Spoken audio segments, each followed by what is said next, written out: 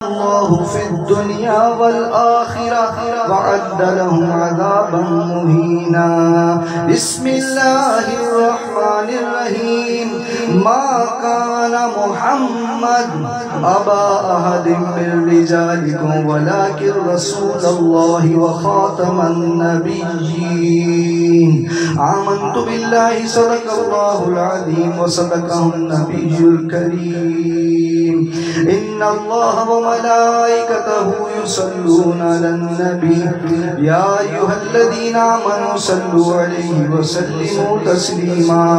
اللهم صل على سيدنا ومولانا محمد وآله وأزواجه وآل بيته وأصحابه وبارك وسلم.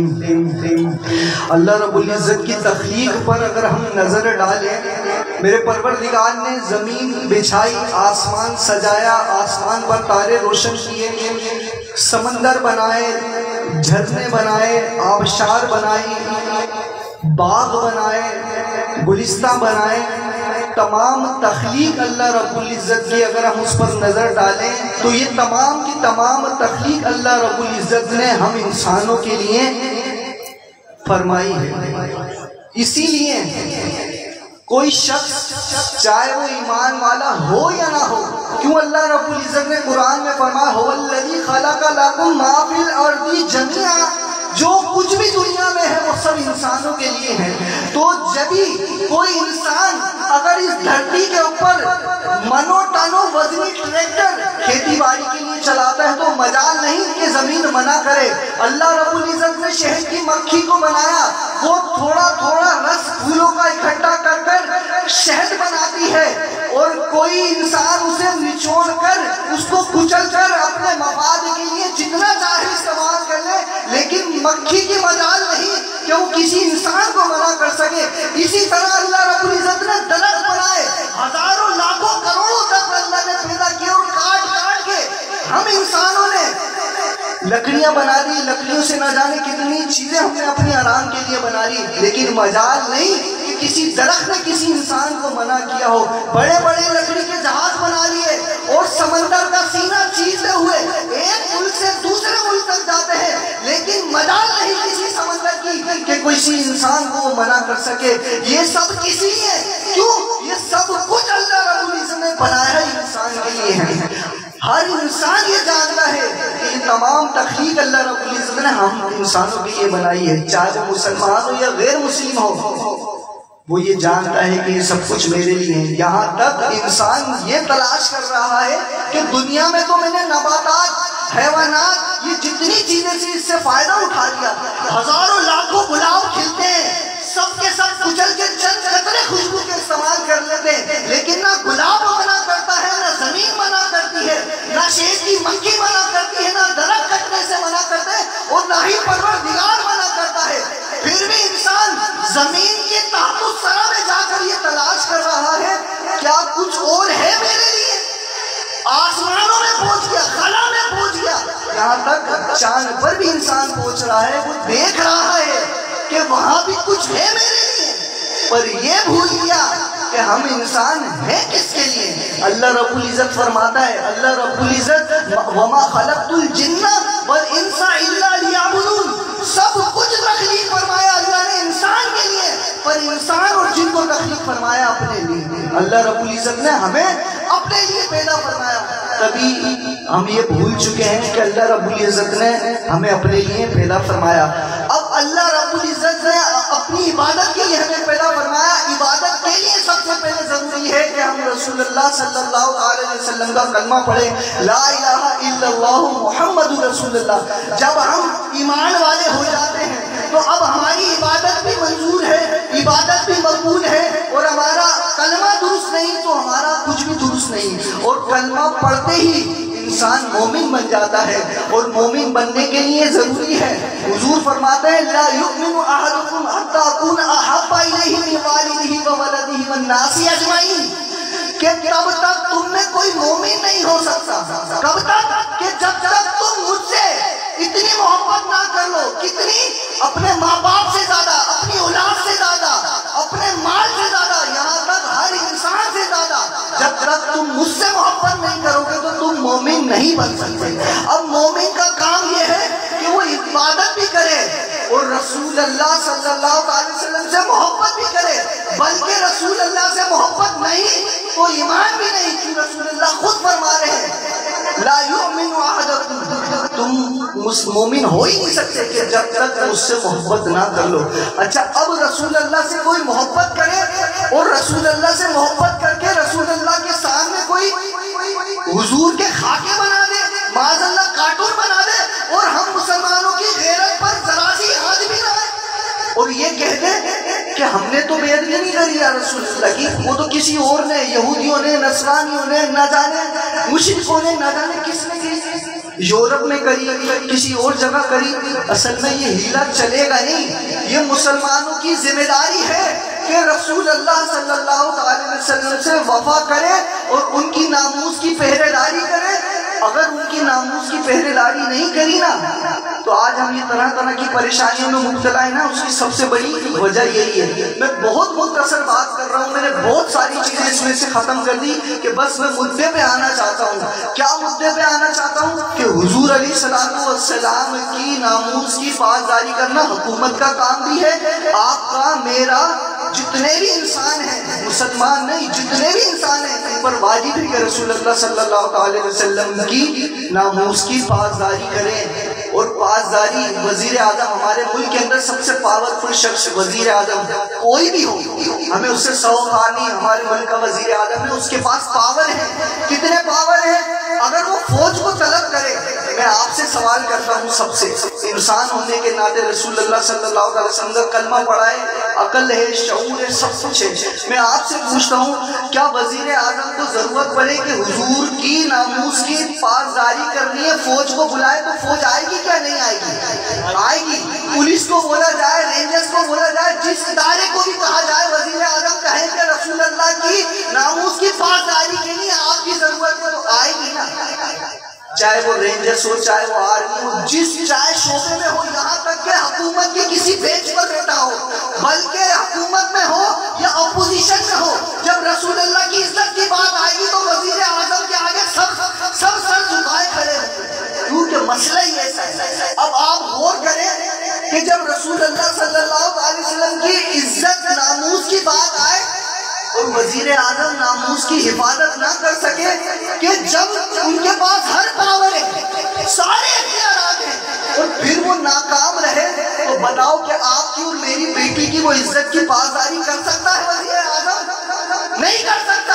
ارے جب فوج ہے ان کے پاس، آرمی ہے، ارے نہ جانے کتنے ادارے ان کے اختیار میں ہیں، پاورفل ہونے کے باوجود جس کی عزت رسول اللہ صلی اللہ علیہ وسلم کی عزت میرا پیارا پروردگار حفاظت کرنے والا ہے، تمہاری تو آزمائش ہے، اس آزمائش میں ابھی تک جتنے بھی وزیر اعظم آئے ہیں ناکام رہے، ماں سوائے ایک وزیر اعظم کے، مجھے اس سے سوکار نہیں، وہ کسی بھی جماعت کا ہے، لیکن ذوالفقار علی بھٹو، انہوں نے جاتے جاتے ایک کام کر دیا، ختم نبوت میں ایسا پہلا دیا کہ قادیانیوں کو کافر کرا دیا۔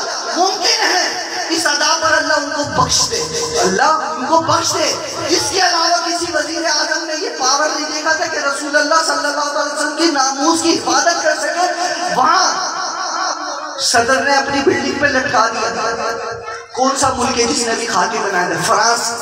اب وزیر اعظم کے پاس سارے پاور ہونے کے باوجود رسول اللہ کی عزت کی، ناموس کی پاسداری نہ کر سکے تو ہماری بہن بیٹیوں، ماؤں کی حفاظت وہ کیسے کر سکتا ہے؟ آپ غور کریں کہ یہاں تو کوئی چلتی نہیں نا کسی کی، وہاں تو سب کچھ ہے، اس کے باوجود ناکام رہے نا۔ اس کی وجہ یہی ہے کہ وہ چھوٹی سی 6 سال کی بچی قصور میں، زینب نام تھا، درندے نے کس طریقے سے اس کو نوچا، وہ معصوم پھول، ابھی اس نے کچھ دیکھا ہی نہیں تھا،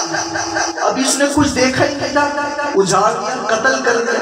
اور پھر وہاں گجرا سے آنے والی خاتون، آپ صرف تصور کرو، خدا کی قسم نہ روح کانپ جائے تو آپ پھر کہنا کہ ماں کی عزت لوٹی اولاد کے سامنے۔ کار میں پیٹرول CNG ختم ہو گیا تھا، اب وہ وزیر اعظم کیا ہماری ماں بہنوں کی عزت کی حفاظت کرے گا جو رسول اللہ کی؟ اصل بات تو یہ ہے کہ رسول اللہ کی عزت ہے تو ہماری ماں بہنوں کی عزت ہے۔ جس نے رسول اللہ کی عزت نہیں کی، نہ کروائی، آج ہمیں یہ دن دیکھنے پڑے۔ ہم پر بھی آفرین ہے کہ دیکھتے ہیں کوئی اجنبی شخص ہے جس کی حرکات صحیح نہیں لگ رہی، کسی معصوم بچی کو لے کر جا رہا ہے، وہ بولتا ہے یار ہماری بچی تو ہے نہیں نا، کسی اور کی بچی ہے، لیکن آپ تصور کر کے دیکھو خدا کی قسم اگر ہماری بچی ہوتی اس کے ساتھ کوئی یہ درندگی کرتا، یہ زنا بالجبر ہے، یہ زبردستی کا زنا ہے، اس کی سزا خالی موت ہے کہ مار دیا جائے اس درندے کو، مار دیا جائے۔ تو کتنی میں نے انٹرنیٹ پہ چیک کیا، نہ جانے ایک مہینے میں 600-700 بچوں کے ساتھ ریپ ہوتا ہے اور اس کو قتل کر دیا جاتا ہے۔ تو کیسے آپ کی اور میری بہن بیٹیوں کی عزت سلامت رہے گی جب رسول اللہ کی عزت کے لیے ابھی مولویوں نے احتجاج کرنا تو ہم لوگوں کے گھر والے بولے یار یہ مولویوں کا مسئلہ ہی ہمارا مسئلہ نہیں ہے، اب رسول اللہ کی عزت خالی مولویوں کا مسئلہ ہے، تم نے کس کا کلمہ پڑھا ہے؟ ارے حفاظت کرنے والا تو میرا رب قدیر ہے، وہ چاہے تو اینٹ سے اینٹ بجا دے، لیکن ہماری آزمائش ہے، اس آزمائش میں ہم فیل ہی نظر آ رہے ہیں۔ کاش اللہ کرے کہ ہمیں رسول اللہ صلی اللہ علیہ وسلم کی ناموس کی پاسداری کی عقل سمجھ آ جائے۔ اور قرآن مجید فرقان حمید سورہ احزاب کی میں نے 57 آیت پڑھی نا، ان الذین یؤذون اللہ ورسولہ لعنهم اللہ فی الدنیا والآخرہ وأعد لهم عذابا مہینا، کہ اللہ فرماتا ہے بے شک جس نے میری یعنی اللہ اور اللہ کے رسول کو ایذا دی اس پر اللہ کی لعنت دنیا میں بھی اور آخرت میں بھی۔ کس پر؟ جس نے اللہ اور اللہ کے رسول کی کو ایذا دی دنیا میں بھی اور آخرت میں بھی۔ کس کی نالت؟ اللہ کی نالت۔ نالت ہے کیا چیز؟ نالت یہ چیز ہے، شیطان کے گلے میں توق ڈالی نا، نالت کی توق ڈالی۔ نالت کا مفہوم کیا ہے؟ نالت کا مفہوم یہ ہے کہ اللہ کی جتنی بھی خیر ہے نا اس سے بندے کو محروم کر دیا جائے۔ تو اب میں کیا کہہ رہا ہوں؟ ان الذین یؤذون اللہ ورسولہ لعنهم اللہ فی الدنیا والآخرہ، کہ جس نے اللہ اور اللہ کے رسول کو اللہ کی بات تھوڑی دیر کے لیے چھوڑ دیتے، بس یہ فرض کریں کہ رسول اللہ کو جس نے تکلیف دی اس کے لیے اللہ کی لعنت دنیا میں بھی اور آخرت میں بھی، اور اللہ نے ان کے لیے قیامت کے بعد بھیانک عذاب تیار کر رکھا ہے۔ کس کے لیے؟ جس نے حضور علیہ السلام کو تکلیف دی۔ اب حضور کے کوئی خاکے بنائے کہ حضور کو تکلیف نہیں ہو رہی ہوگی؟ بالکل ہو رہی ہوگی کہ کیسے کلمہ گو ہے، میرا امتی اسے گوارا ہو گیا کوئی میرے خاکے بنائے اور وہ خاموش رہے، اور کوئی احتجاج کرے تو اس کے اوپر باتیں بنائے۔ یہ مولویوں نے سیاست میں آ گئے، مولوی سیاست میں آ گئے۔ تو لعنت کا مطلب ہے کہ اس دنیا اور آخرت کی ہر بھلائی سے وہ محروم ہو جائے۔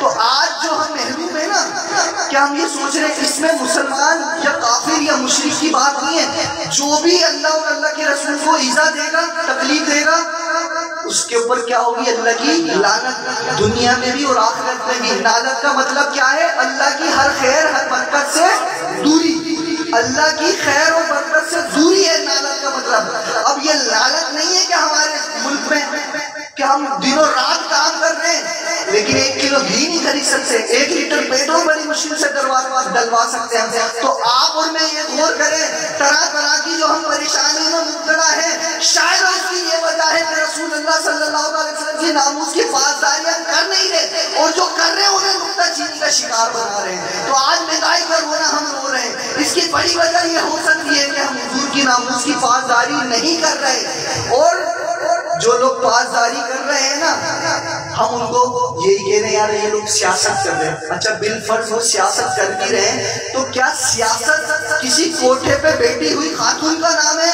کہ جو تم کرو تو جائز، تو مولوی کرے تو حرام؟ سیاست کیا چیز ہے؟ ارے سیاست تو اتنی مقدس چیز تھی، کرنے والا جس کا کون؟ حضرت عمر، بلکہ ایجاد کرنے والے حضرت عمر رضی اللہ تعالیٰ عنہ۔ اتنے بڑے مولوی نے سیاست ایجاد کری، پر تم جیسے حرام ہڈوں نے، تم جیسے نکھٹوں نے، مال بٹولنے والوں نے اس سیاست کو ناپاک کر دیا۔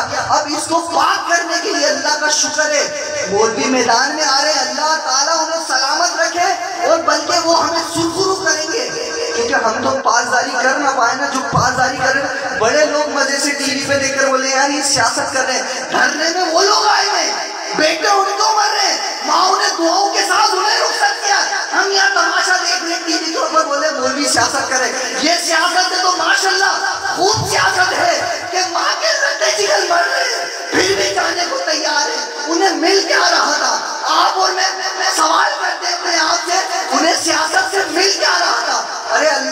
سزا ان حضور کے محبت مل رہی تھی تحفے میں. جو کٹ رہے تھے، مر رہے تھے، شیر آ رہے تھے، سب کھا رہے تھے. اصل تو مسلمان ہونے کا حق ان لوگوں نے ادا کیا ہے، ہم تو صرف تماشا دیکھنے والے تھے. تو بس آج مختصر سی بات یہی کہ